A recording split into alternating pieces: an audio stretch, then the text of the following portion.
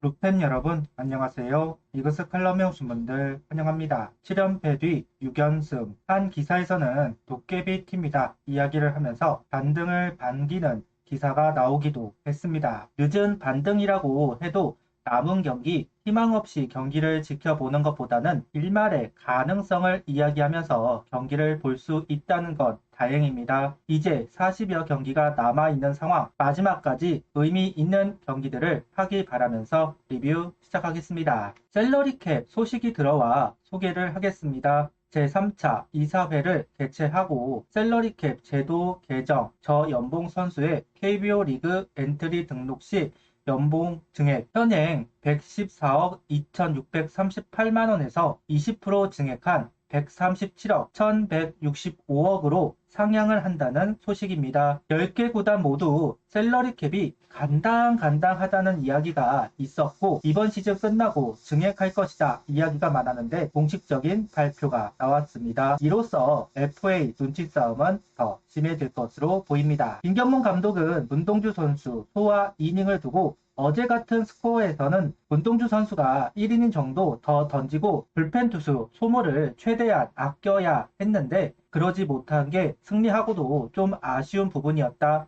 더 길게 가고 싶었는데 날씨가 엄청 덥다 보니까 1이닝 더 던지는 것보다 아프지 않은 상태로 나머지 경기를 소화하는 게 더 중요하다고 생각해서 교체를 하게 되었다고 코멘트를 했습니다. 문동주 선수에 대한 배려라고 봐야겠죠. 아무래도 올 시즌 고생을 하고 있는 것은 사실이기는 하니까요. 하지만 김경문 감독도 빠른 결정이다 생각을 한 모양입니다. 등말소를 살펴보겠습니다. 이상규, 김범수 선수가 콜업이 되었고 황준서, 조동욱 선수가 말소되었습니다. 오랫동안 등말소가 없었습니다. 하지만 지난 KT 시리즈 불펜이 과투자되면서 불펜 콜업 필요성이 있었는데 오늘 불펜 등말소가 이루어졌습니다. 다만 8명의 불펜 체제는 유지합니다. 그 부분은 아쉬움이 있습니다. 좀 더 편한 운영을 하기 위해서는 9명의 불펜이 필요한데 김경문 감독은 8명 불펜 체제를 유지하고 있습니다. 김경문 감독은 황준서, 조동욱 두 선수는 아직 어린 선수들이라 공을 더 많이 던져야 한다. 퓨처스에서 선발로 던지며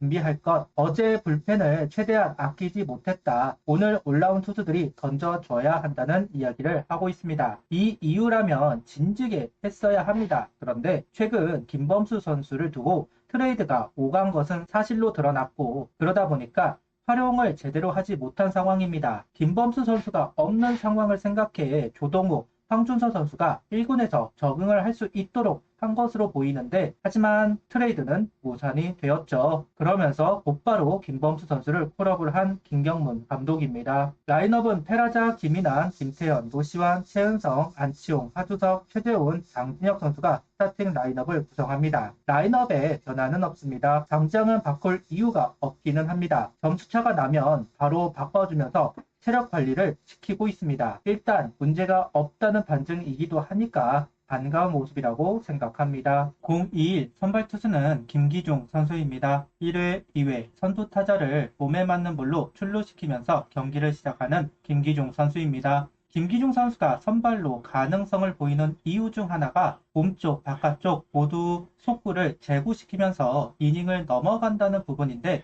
좌타자 몸쪽을 던질 때에 제구가 풀리는 부분들이 나오고 있습니다. 후속 타자를 땅볼로 유도하면서 위기를 넘어갑니다. 역시 김기중 선수의 최고의 무기, 속구를 이용한 피칭이 좋았습니다. 최근 안 좋은 페이스를 보여주면서 우려가 되었었는데 일단 경기 초반은 잘 넘어가고 있는 김기중 선수입니다.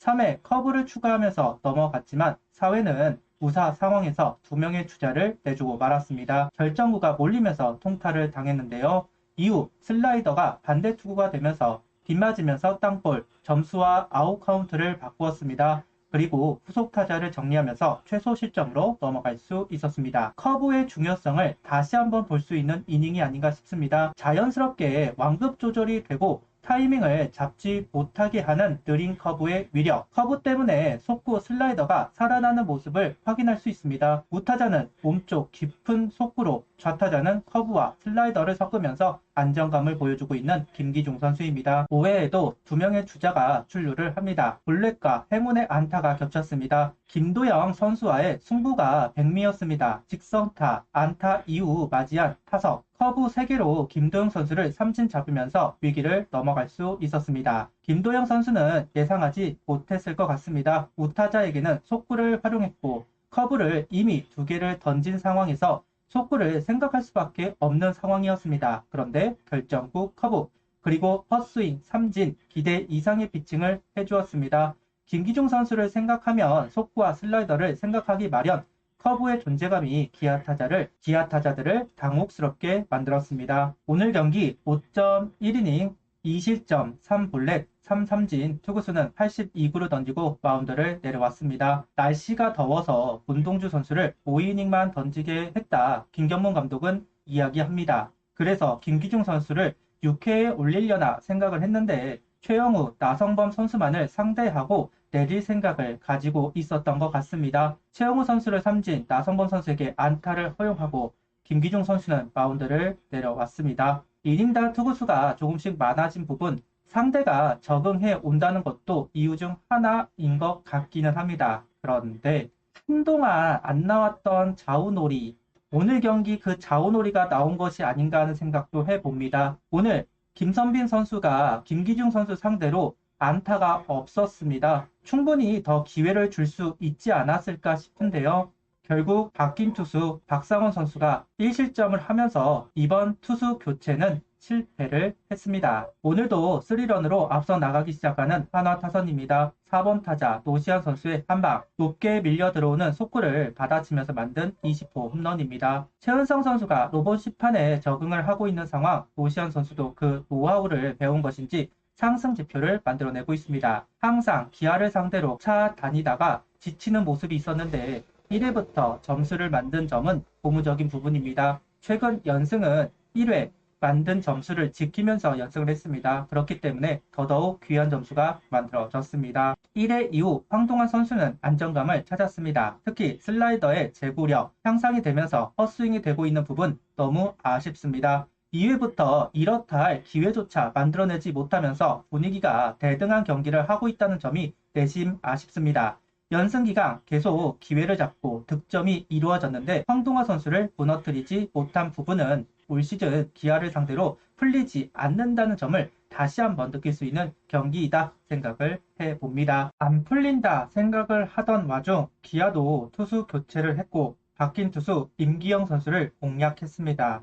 볼넷 안타로 잡은 기회 안치홍, 하주석, 최재훈 연속 적시타가 나오면서 달아나는 한화 타선입니다.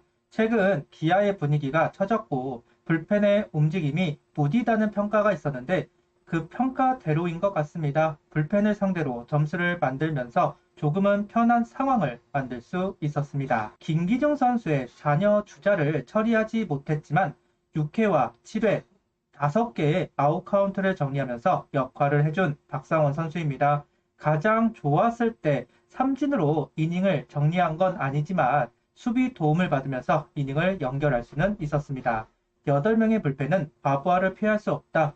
여러 번 제가 이야기를 합니다. 그래도 버틸 수 있는 건 박상원 선수의 반등이라고 보는데요. 중간 허리를 잘 메운 박상원 선수입니다. 7연승입니다. 솔직히 오늘 경기 승리하기 어렵지 않을까 생각했습니다. 아무래도 김기중 선수 최근 페이스가 좋지는 않았기 때문에 불펜을 공략해야 한다 봤는데 야구는 역시 예상을 할 수가 없습니다. 기아 상대 3승, 그 3승은 모두 황동화 선수를 상대로 만든 승리입니다. 이제는 다른 선발들을 상대로도 잘 해야 합니다. 계속 좋은 분위기를 이어가길 바라면서 영상 마무리하겠습니다. 구독, 좋아요, 알림 설정 부탁드리며 영상을 봐주셔서 감사합니다.